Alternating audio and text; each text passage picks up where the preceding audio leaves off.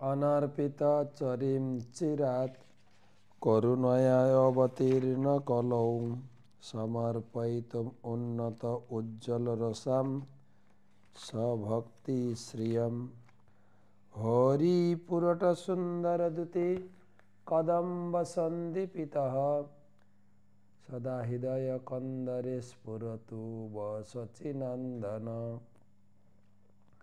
वंदे अहं श्रीगुरो श्रीयुतापदकमलं श्रीगुरून् वैष्णवांश्च श्रीरूपं साग्रजातं सहगण रघुनाथान्वितं तं सजीवं साद्वैतं सावधूतं परिजनसहितं कृष्णचैतन्यदेवं श्रीराधाकृष्णपादान् सहगण ललिता श्रीविशाखान्वितांश्च नमो ॐ विष्णुपादाय कृष्णप्रेष्ठाय भूतले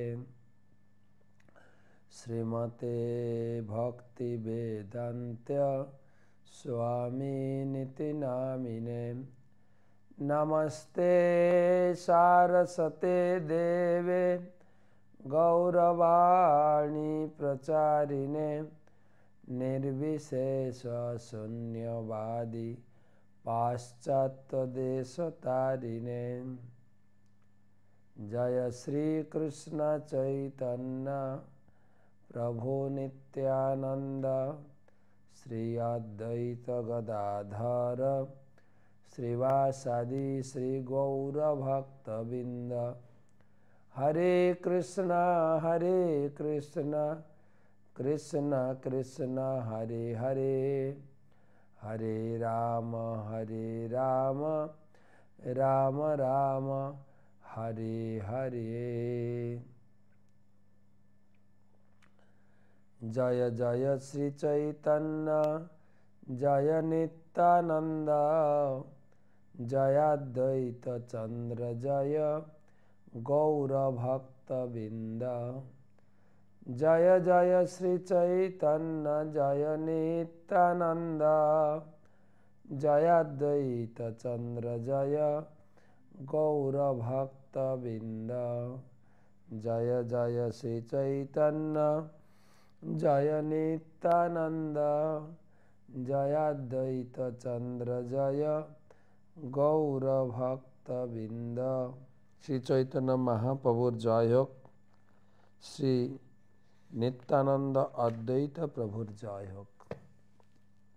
चैतन्य महाप्रभुर अनंत पार्षद भक्तबिंदेर जय होक। चैतन्य सुधा माधुरी श्रवणकारी भक्तदेर जय होक। আমরা আজকে চৈতন্য সুধা মাধুরী 58তম মহাপ্রভুর বৃন্দাবন গমন সেই উপলক্ষে চৈতন্য চরিতামৃত মহাকাব্য মধ্যলীলা সপ্তদশ 17 পরিচ্ছেদ আজকে 191তম শ্লোক থেকে আলোচনা করব। মহাপ্রভু তিনি পুরী থেকে বেরিয়ে কটকের রাস্তা ধরে মহানদী পার করে ঝাড়খণ্ডের জঙ্গল দিয়ে ভ্রমণ করতে করতে তিনি কাশী বেনারস প্রয়াগ স্নান করে তিনি পৌঁছেছেন মথুরাতে। সেই ব্রাহ্মণের গৃহে তিনি ভিক্ষা অর্থাৎ প্রসাদ গ্রহণ করেছেন। সেই ব্রাহ্মণকে নিয়ে মহাপ্রভু মথুরা দর্শনে বেরোলেন। মথুরা দর্শন করে তিনি বৃন্দাবন যাবেন। মথুরাতে 24টা ঘাটে মহাপ্রভু আলাদা আলাদা করে স্নান করেছেন। সে কথা আমরা 190তম শ্লোকে, যাদের কাছে বই আছে বই নিয়ে বসেন, যমুনার 24 ঘাটে প্রভু কইল স্নান, সেই বিপ্র প্রভুকে দেখায় তীর্থস্থান। ব্রাহ্মণ মহাপ্রভুকে নিয়ে মথুরা দর্শনে বেরিয়েছে। মথুরার 24টা ঘাটে মহাপ্রভু আলাদা আলাদা করে স্নান করেছেন। সে 24টা ঘাটের নামও দেওয়া আছে তাৎপর্যে। আপনারা মথুরাতে গেলে সেই 24টা ঘাট দর্শন করবেন, স্নান করবেন। আমি সব ঘাটগুলো দর্শন করি। কয়েকটা ঘাটে বিশ্রাম ঘাট, ধ্রুব ঘাট,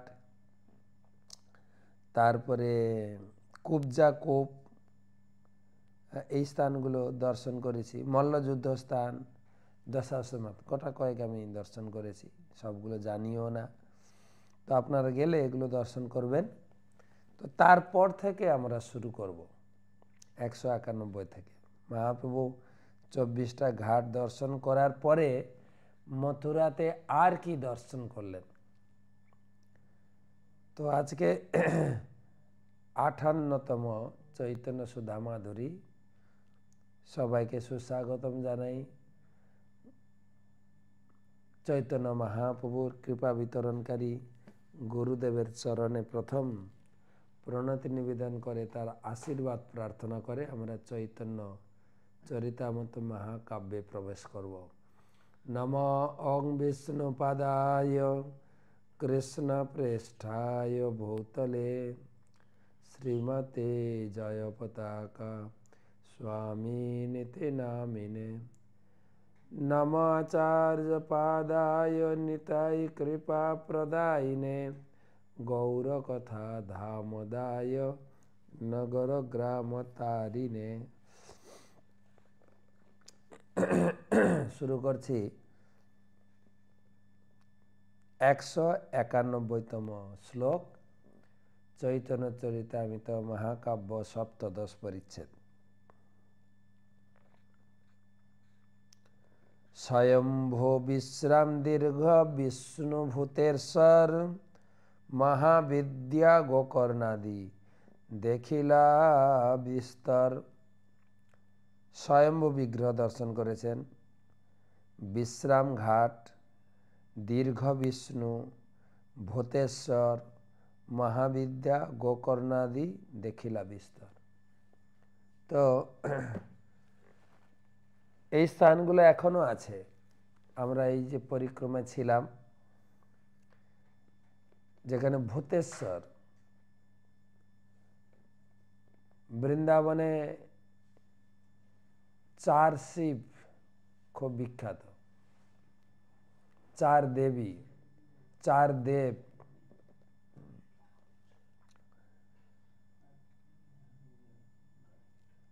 ভূতেশ্বর 4 মহাদেব হচ্ছেন বৃন্দাবনে গোপেশ্বর, মথুরাতে ভূতেশ্বর, গোবর্ধনে চাকলেশ্বর, আর কোথায় বাদ গেল, কামবনে কামেশ্বর। এই 4 শিব ঠাকুরের মধ্যে ভূতেশ্বর তিনি হচ্ছেন মথুরাতে দর্শন করেছেন। মহাবিদ্যা বলা হয় যে কংস যে ভগবান কৃষ্ণের মাতা দেবকীর 6টা সন্তানকে হত্যা করেছিলেন। তারপরে বলরাম হলেন, তারপরে ভগবান কৃষ্ণ। কৃষ্ণ তো তিনি চলে গেলেন এবং মা যশোদার কন্যা সন্তানকে বসুদেব এনে কংসকে দিয়েছিলেন। সেই যে দেবী, তিনি অষ্টভুজা হয়ে কংসকে নির্দেশ করেছিলেন যে তোমার অষ্টম গর্ভের সন্তান, দেবকীর অষ্টম গর্ভের সন্তান অন্য কোথাও আছে, তোমারে মারিবে যে গোকুলে বাড়িছে সে। সেই যে দেবী বলেছিলেন, সেই দেবীর মন্দির মহাবিদ্যা মন্দির, মহাবিদ্যা শক্তিপীঠ। আর গোকর্ণ অবশ্য আমি যাইনি। এই সমস্ত মন্দির মহাপ্রভু দর্শন করলেন। আমাদের স্বয়ম্ভূ বিগ্রহ মানে কেশবদেব। আচ্ছা, আমাদের পরম পূজ্য গুরু মহারাজ, সেই সময় জয় পতাকা স্বামী গুরু মহারাজ, তিনি মহাবিদ্যাতে চৈতন্য মহাপ্রভু যেহেতু মহাবিদ্যা গিয়েছিলেন, মহাবিদ্যাতে চৈতন্যদেবের চরণ স্থাপন করেছেন। তারপরে আপনার কেশবজি মন্দিরে চৈতন্যদেবের চরণ স্থাপন করেছেন। তো মথুরা দর্শন করার পরে মহাপ্রভু বেরোচ্ছেন বৃন্দাবন দর্শনের উদ্দেশ্যে। বন দেখিবারে যদি প্রভুর হইল মন, সেই তো ব্রাহ্মণে প্রভু সঙ্গেতে লইল। বন দেখিবারে যদি প্রভুর মন হইল, সেই তো ব্রাহ্মণে প্রভু সঙ্গেতে লইল। মধুবন তাল কুমুদ বহুলা বন গেলা, তাহা তাহা স্নান করি প্রেমাবিষ্ট হইলা।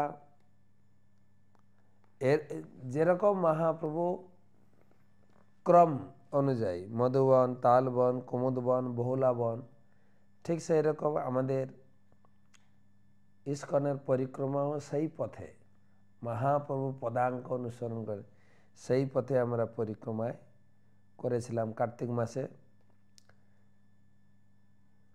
তাৎপর্য, বৃন্দাবন হচ্ছে শ্রীমতী বৃন্দা দেবী বা তুলসী দেবীর বন। প্রকৃতপক্ষে বৃন্দাবন ঘন বৃক্ষরাজিতে আবৃত বন নয়। 12টি বন রয়েছে, তার মধ্যে যমুনার পূর্ব তটে বিল্লবন, ভদ্রবন, লৌহবন, ভান্ডের বন, মহাবন, 5টি বন। আর যমুনার পশ্চিম দিকে মধুবন, তালবন, কুমুদবন, বহুলাবন, কাম্যবন, খদিরবন এবং বৃন্দাবন, এই 7টি বন। মানে জঙ্গল না, এক একটা কুঞ্জে ভগবান কৃষ্ণের লীলাস্থলী কে 12টি বনে ভাগ করা হয়েছে। সেটাই যমুনার পশ্চিম তটে 5টি, পূর্ব তটে 7টি, পশ্চিম তটে 7টি, পূর্ব দিকে 5টি।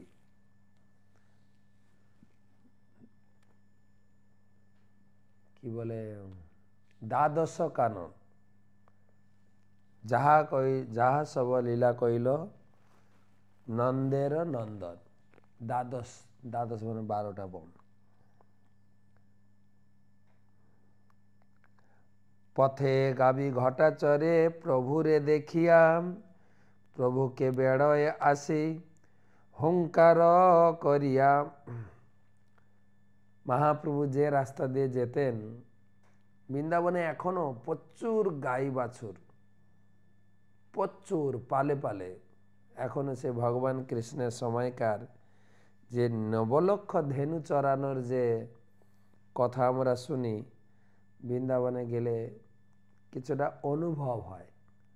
যেই মহাপ্রভু কীর্তন করতে করতে যাচ্ছেন আর সব গাইরা প্রভুকে, চৈতন্য মহাপ্রভুকে ঘিরে ধরেছে, মহাপ্রভুর পিছনে পিছনে যাচ্ছে, আর হুঙ্কার মানে হাম্বা হাম্বা হাম্বা হাম্বা করে ডাকছে। কি আনন্দ গাইদের! কেননা বৃন্দাবন ছেড়ে কৃষ্ণ চলে গেছেন। এখন আবার সেই 4500 বছর পরে কৃষ্ণ আবার এসছেন বৃন্দাবনে। গাভী দেখি স্তব্ধ প্রভুর প্রেমের তরঙ্গে, বাৎসল্যে গাভী প্রভুর চাটে সব অঙ্গে। মহাপ্রভু গাভীদের দেখে তিনি থেমে গেলেন। প্রেমের ভাবে তিনি কীর্তন করতে করতে যাচ্ছিলেন, থেমে গেলেন। আর গাভীগুলো মহাপ্রভুকে চাটতে শুরু করেছেন, বাৎসল্য। যেরকম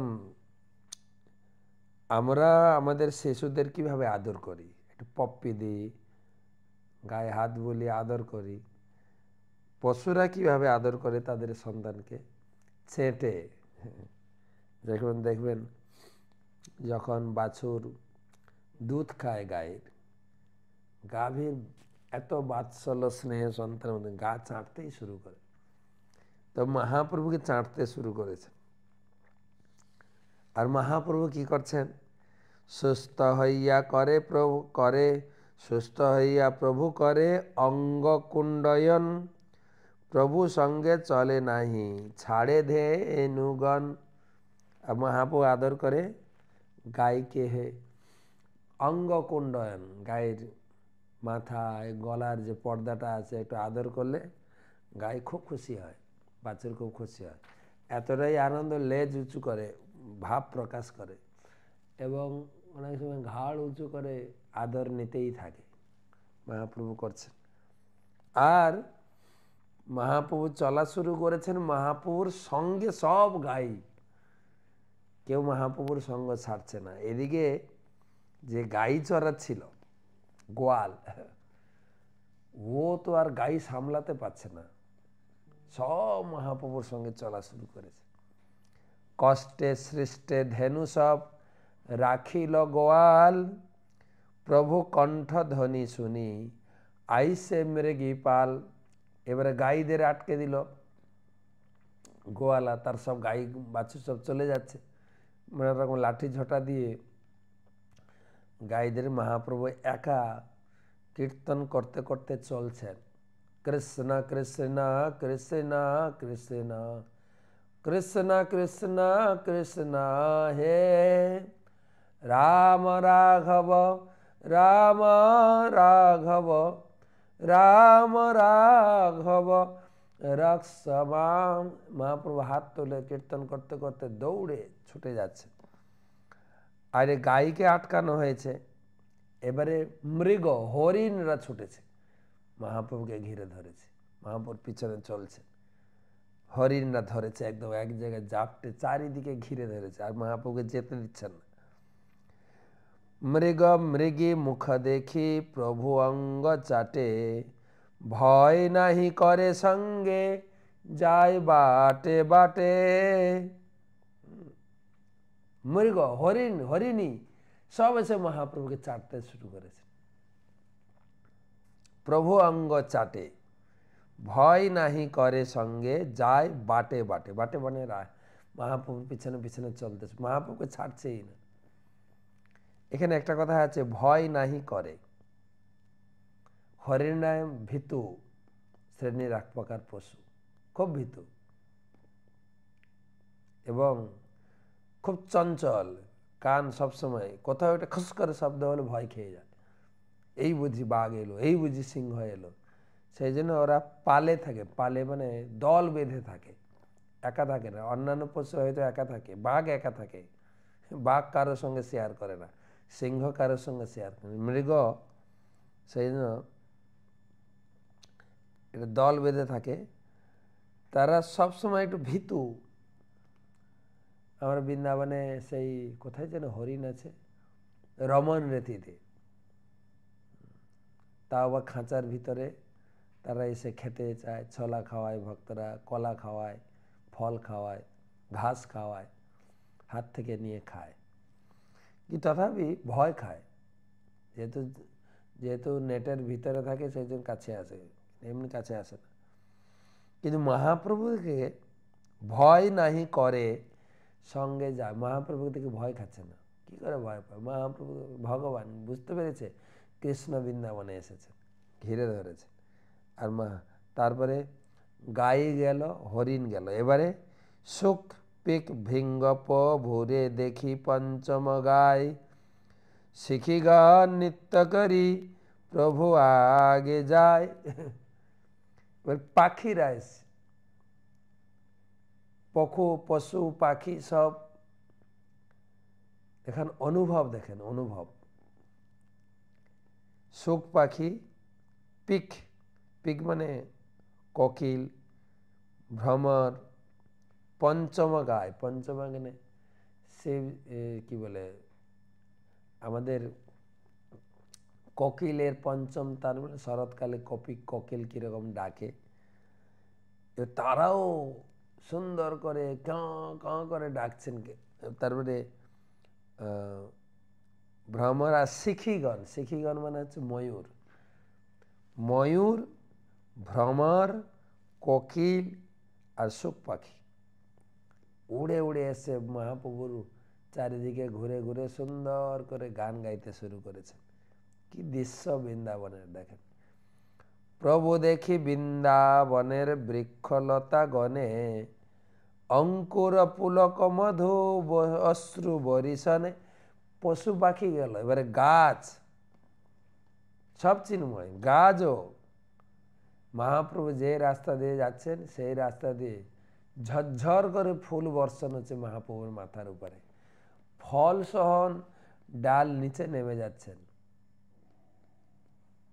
আর বলছেন মধু বরিশনে, গাছের অঙ্গ থেকে, ফুল থেকে, ফল থেকে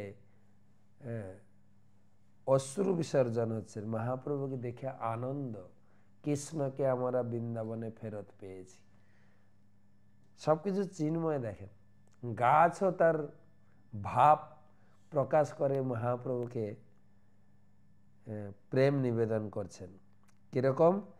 ফল ফল ফুল ভরি ডাল পড়ে প্রভু পায়, বন্ধু দেখি বন্ধু যেন ভেট লইয়া যায়। এবং গাছের ফল ফুল এসে মহাপ্রভুর চরণে পড়ছে। গাছের ডাল একদম মহাপ্রভুর চরণ ছুঁইছে, ফল সহ, ফুল সহ। কিরকম না, বন্ধু যেন বন্ধুর কাছে ভেট নিয়ে যায়। কত দিনের হারানো সেই কৃষ্ণ বৃন্দাবন ছেড়ে চলে গেছেন, কৃষ্ণকে পেয়েছেন বৃন্দাবনে।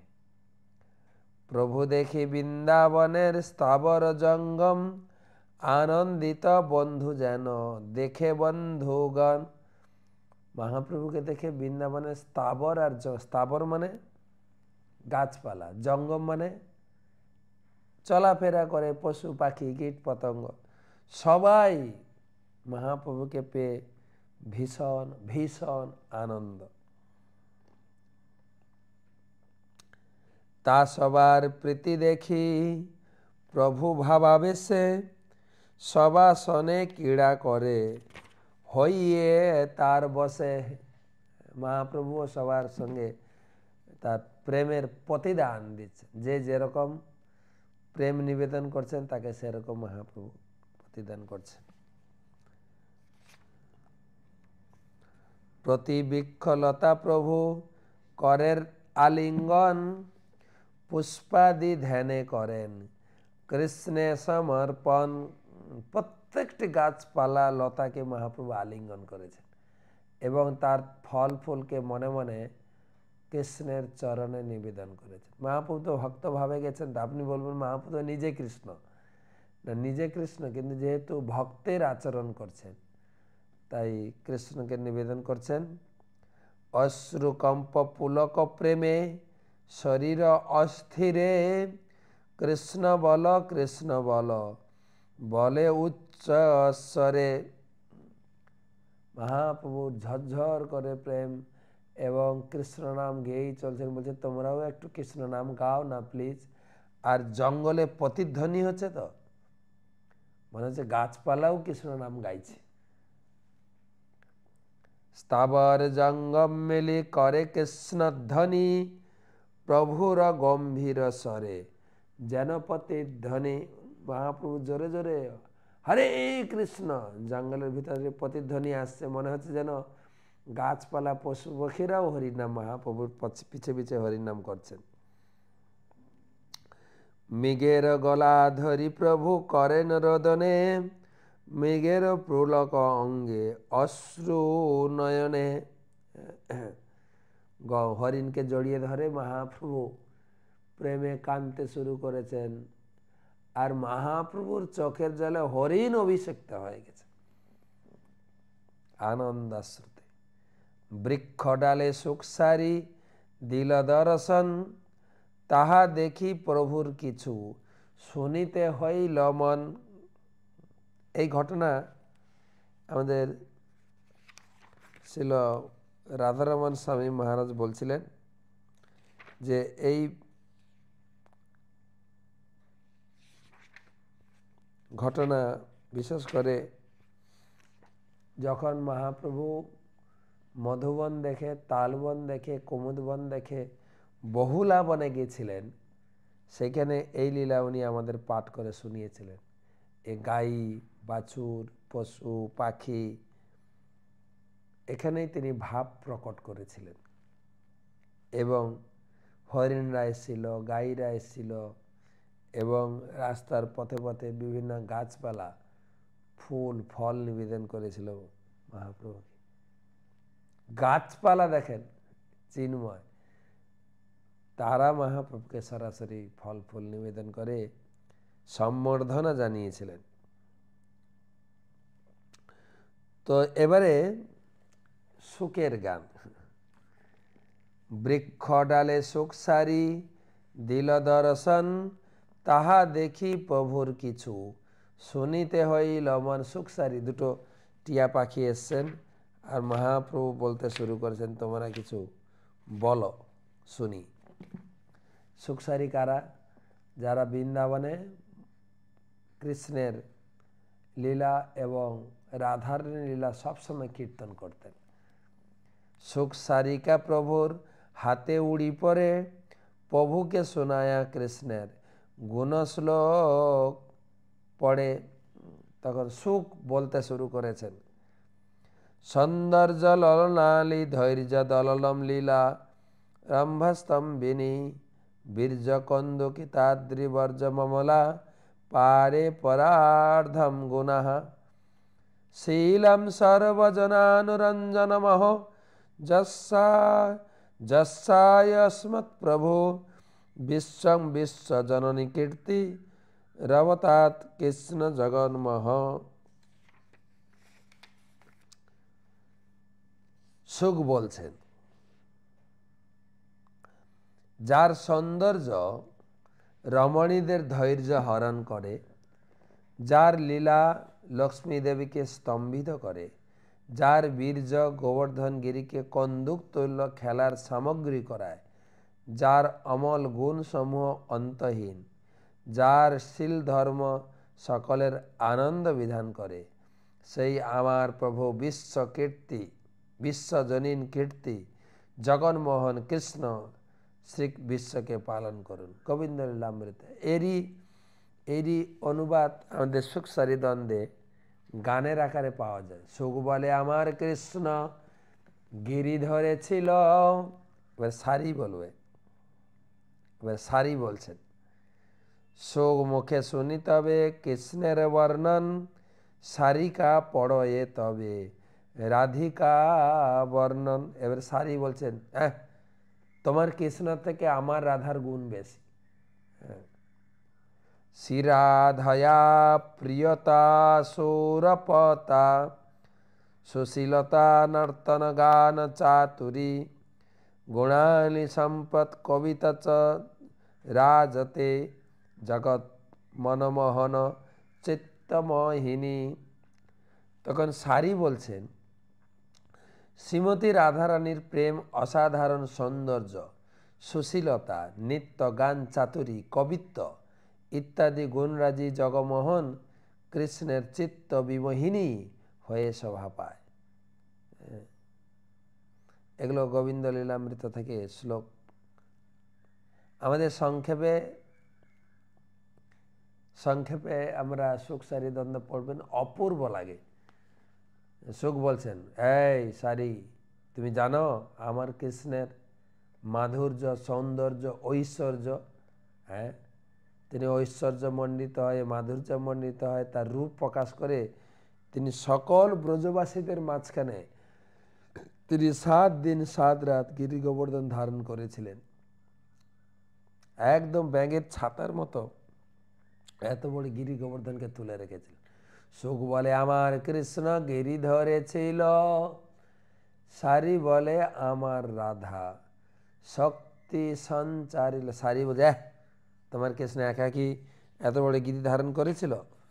বলে তবে, আরে আমার রাধারানী তাকে শক্তি দিয়েছিল পাশে দাঁড়িয়ে, নাহলে পারতো কেন? তখন সুখ আবার বলছেন, পুনঃ সুখ কহে কৃষ্ণ মদন মোহন, তবে আর শ্লোক সুখ করিল পঠন। হ্যাঁ, তখন সুখ বলছে ঠিক আছে আমার কৃষ্ণ মদন মোহন।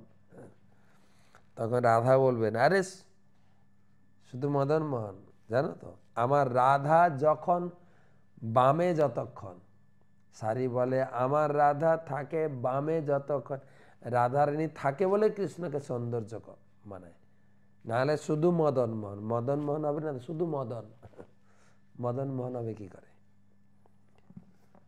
সারি সুখ বলছেন বংশীধারী জগৎ নারী চিত্তহারী সসারিকে বিহারী গোপনারী ভি জিয়ান মদন মোহন। সুখ বলল হে সারিকে, সেই বংশীধারী শ্রীকৃষ্ণ সমগ্র জগতে রমণীদের চিত্ত হরণ করেন, সেই বিশেষভাবে গোপাঙ্গনাদের সৌন্দর্য আস্বাদন করেন, সেই মদন মোহন জয়যুক্ত হন। আমার কৃষ্ণ হচ্ছেন মদন মোহন, সারা জগৎকে মোহিত করে। তো সারি উত্তর চায় পুনঃ সারি কহে সুখে করি পরিহাস, তাহা শুনি প্রভুর হইল বিস্ময় প্রেমোল্লাস। সারি বলছে তোমার কৃষ্ণের মাধুরী, আমার রাধারানী কৃষ্ণের বাম দিকে থাকে বলে কৃষ্ণকে এত সৌন্দর্য লাগে। বলছেন রাধা সঙ্গে যথা ভাতি তথা মদন মোহন, অন্যথা বিশ্বমোহনপি স্বয়ং মদন মোহিত। রাধারানী থাকে বলে মদন মোহন, না শুধুই মদন। শোকসার অনেক অনেক লীলা আছে, গোবিন্দ লীলামৃতে দুটো শ্লোক দিয়েছেন, গ্রন্থ বৃদ্ধির ভয়ে পড়বেন, শোকসারি দ্বন্দ্বটা পড়বেন।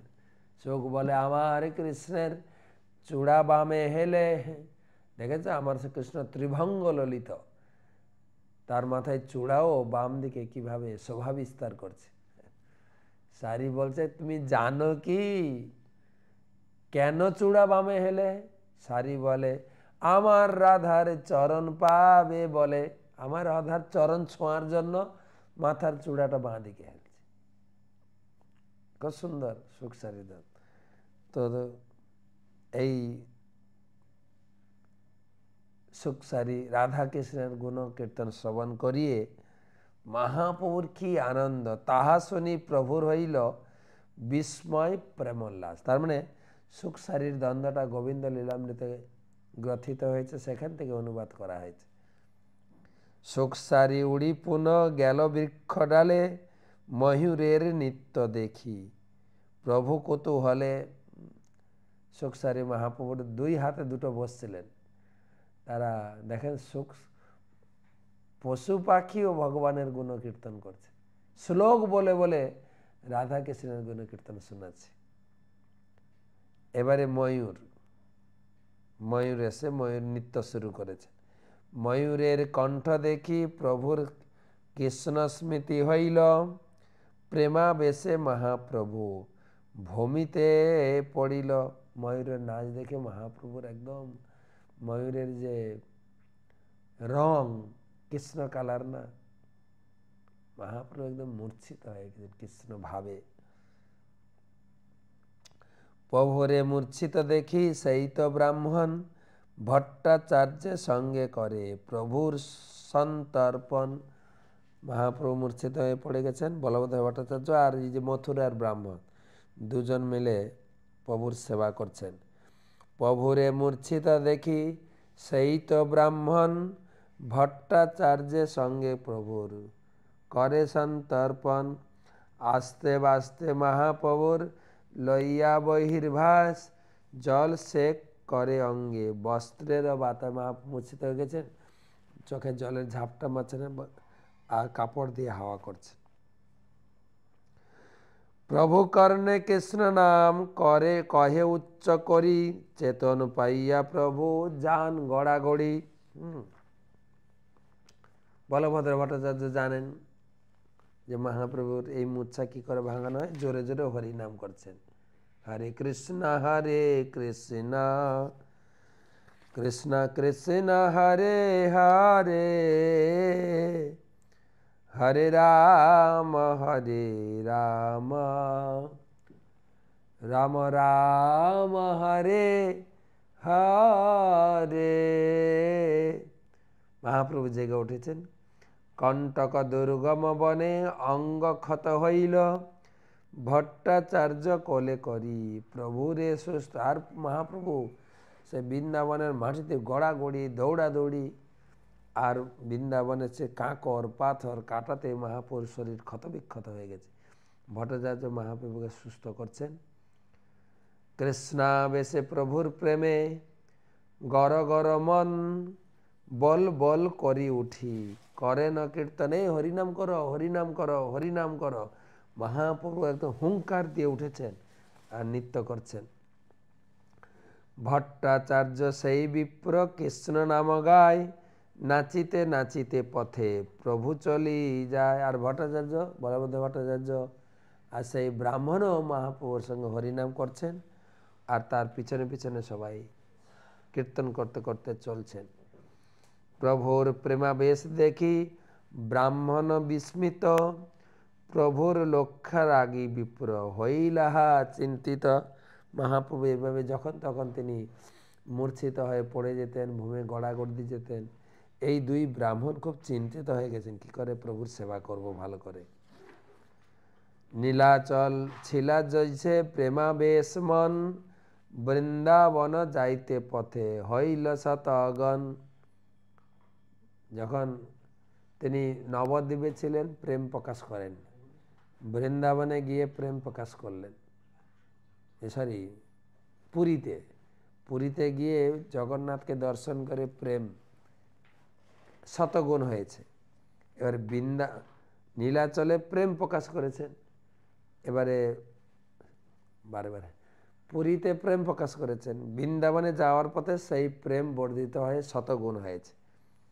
সহস্র গুণ প্রেম বাড়ে মথুরা দর্শনে, লক্ষ গুণ প্রেম বাড়ে ভ্রমেঞ্জম বনে। পুরীতে ছিল প্রেম শুরু করেছেন, বৃন্দাবন যাওয়ার পথে শতগুণ প্রেম, মথুরাতে যখন পৌঁছালেন সহস্র গুণ বেড়ে গেল প্রেমটা। আর বন দর্শন, বৃন্দাবনের একটা একটা বন দর্শন করতে গিয়ে লক্ষ লক্ষ প্রেম প্রকাশ করেছেন, লক্ষ গুণ প্রেম। অন্য দেশ প্রেম উতলে বৃন্দাবন নামে, সাক্ষাৎ ভ্রময়ে যাবে সেই বৃন্দাবনে। যখন দক্ষিণ ভারত বা অন্যান্য জায়গায় ভ্রমণ করতে গিয়েছিলেন, বৃন্দাবনের নাম শুনলেই মহাপ্রভুর প্রেম এসে যেত। আর এখন তো সাক্ষাৎ বৃন্দাবনে রয়েছে। আমাদের ভক্তরা অনেক সময় গেঞ্জি পরে মোর মন বৃন্দাবন, মহাপ্রভু শিখিয়েছেন তার মন সবসময় বৃন্দাবনে পড়ে থাকত।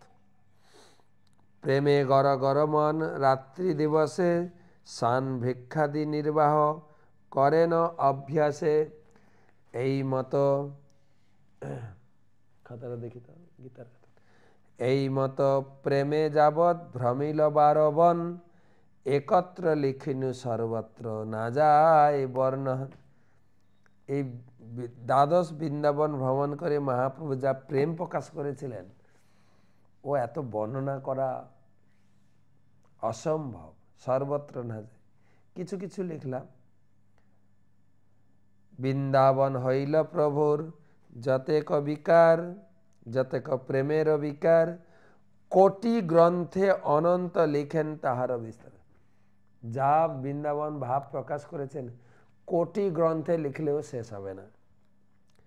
তবু লিখিবারে না রে তার এক কণ, উদ্দেশ্য করিতে করি দিগদর্শন। একটু লিখলাম কেননা দিগদর্শন, হ্যাঁ, মহাপ্রভুর প্রেমের একটু লক্ষণ শুনে রাখো।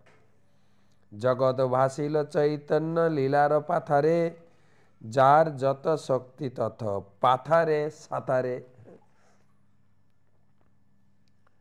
চৈতন্য মহাপ্রভুর লীলা হচ্ছে অনন্ত সাগর, যে যতটুকু পারবেন আপনারা ততটুকু আস্বাদন করুন। শিলরূপ রঘুনাথ পদে যার আস, চৈতন্য চরিতামৃত কহে কৃষ্ণ দাস। এই অধ্যায় এই পরিচ্ছেদ এখানে শেষ করছেন। শ্রী চৈতন্য মহাপ্রভু বৃন্দাবন গমন বর্ণনা নামক চৈতন্য চরিতামৃতের গ্রন্থের মধ্যলীলা সপ্তদশ পরিচ্ছেদ ভক্তিবন্ধ তাৎপর্য। তো এরপরে মহাপ্রভু সেই রাধাকুণ্ডে যাবেন, তার বর্ণনা পরের ক্লাসে করব। আমরা আরেক, যদিও রাধাকুণ্ড আবিষ্কারের সময় পড়েছি, কিন্তু আরেকবার আমি ধারাবাহিকটা শোনাতে চাইছি। পড়ে কেমন লাগছে আপনাদের চৈতন্য মহাপ্রভু বৃন্দাবন ভ্রমণ? প্রচুর আনন্দ, প্রচুর আনন্দ। এবং এই ভাব নিয়ে আপনারা বৃন্দাবন দর্শন করবেন, মহাপ্রভু যেইভাবে দর্শন করেছেন। কেননা আমাদের আচার্যগণ বলেছেন, গৌর আমার যে সব স্থানে করল ভ্রমণ রঙ্গে, সেসব স্থান হেরিব আমি প্রণয়ী ভকত সঙ্গে। ভক্ত সঙ্গে মহাপ্রভুর পদাঙ্ক অনুসরণ করে বৃন্দাবন দর্শন করতে হয়। তো গীতা জয়ন্তী মাস, প্রচুর ভক্ত গীতা দান করছেন। কেন এই মাসে গীতা পাঠ, গীতা শ্রবণ, গীতার আলোচনা, গীতার যজ্ঞ হবে। আমাদের আজকে তো 5 তারিখ, এই 7 তারিখ থেকে মায়াপুরে শুরু হচ্ছে গীতা জয়ন্তী উৎসব। যদি আজ থেকে শুরু হয়ে, টোটাল 7 দিনের গীতা জয়ন্তী উৎসব আজ থেকে শুরু হয়ে যাচ্ছে। 5 তারিখ থেকে মুখ্যত আনুষ্ঠানিকভাবে আলোচনা শুরু হবে। আগামী 11 তারিখে পুরো 18 অধ্যায় গীতা পড়ে 1 অধ্যায় যজ্ঞ হবে। তো সেই গীতা জয়ন্তী উপলক্ষে পবিত্র তিথিতে পুরো মাসে গীতা দান হবে। গীতা দান করছে, আমরা এই মাসটা পুরো গীতা দান গ্রহণ করব। তো 1 তারিখ থেকে যে সমস্ত গীতা দান এসছে আমি পড়ে যাব। আপনার নামটা আছে কিনা দেখে নেবেন। আরেকবার বলে রাখি, আপনি যারা যারা গীতা দান করছেন নাম গোত্র পাঠাবেন। আমরা গীতা জয়ন্তীর দিন প্রত্যেকটি নাম ভগবানের সামনে উচ্চারণ করব, প্রার্থনা করব, নাম আর গোত্র পাঠাবেন। জয়ানন্দ গৌরহরি দাস 2টো গীতা, দেবপালক নিতাই দাস 51টি গীতা, সোমা পাণ্ডে 3টি গীতা, নিপারণ্য গুহ 1টি গীতা, কৌশিক ভদ্র 1টা ভাগবতম সেট, মালিনী সুন্দরী দেবী দাসী 18টি গীতা। একটা গ্রুপ থেকে গীতা এসছে কাসা দেশ থেকে 2970টি গীতা।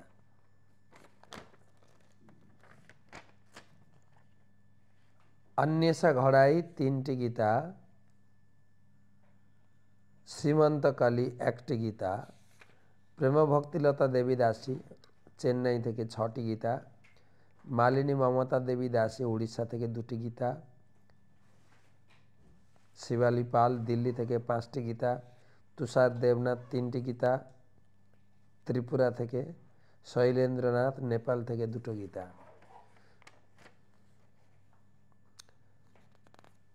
বলদেব করুণা দাস নাগাল্যান্ড থেকে 3টা গীতা,